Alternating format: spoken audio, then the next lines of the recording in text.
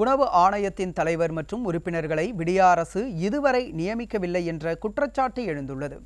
சென்னை எழிலகத்தில் உள்ள உணவு ஆணையம் கடந்த பல மாதங்களாக உணவு ஆணைய தலைவர் மற்றும் உறுப்பினர்களின்றி செயல்பட்டு வருவதாக புகார் எழுந்துள்ளது. இந்த ஆணையத்தின் முக்கிய பணியானது குடும்ப அட்டைதாரர்களுக்கு வழங்கப்படும் குடும்ப அட்டை தாமதமாக வருவது, பெயர் நீக்கம், சேர்த்தல் உள்ளிட்ட பணிகள் தாமதமாவது குறித்து உணவு ஆணையத்தில் பொதுமக்கள் அளிக்கும் புகார்கள் மீது நடவடிக்கை எடுப்பதாகும். அதன்படி உணவு வழங்கல் துறைக்கு பரிந்துரை செய்து குடும்ப அட்டைகளை விரைவாக வழங்க நடவடிக்கை எடுக்கப்படும். தலைவர் மற்றும் 5 உறுப்பினர்களோடு செயல்படும் இந்த ஆணையத்தில் கடந்த 11 மாதமாக தலைவர் மற்றும் உறுப்பினர் இல்லை என குற்றச்சாட்டு எழுந்துள்ளது.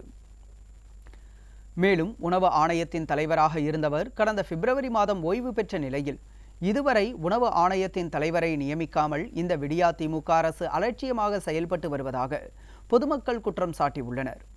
வேளாண் மற்றும் சமூக சேவை உள்ளிட்ட பிரிவுகளில் சிறந்து விளங்குபவர்களுக்கு உணவு ஆணையத்தின் தலைவர் மற்றும் உறுப்பினர் பொறுப்பு வழங்கப்படுகிறது. பலர் இந்த பணிக்கு விண்ணப்பித்தும் விடியா அரசு நடவடிக்கை எடுக்காமல் அலட்சியமாக செயல்படுவதாக குற்றச்சாட்டு எழுந்துள்ளது. மேலும் சொற்ப அளவிலான பெண்களுக்கு மட்டுமே மகளிர் உரிமை தொகை வழங்கப்படும் நிலையில் ஏராளமான பெண்கள் குடும்ப அட்டை கோரி விண்ணப்பித்துள்ளதால் அதிகளவில் மகளிர் உரிமை தொகை கொடுக்க வேண்டும் என்பதற்காக விடியா அரசு தலைவர் மற்றும் உறுப்பினர்களை நியமிக்கவில்லை என பொதுமக்கள் குற்றம் சாட்டியுள்ளனர்.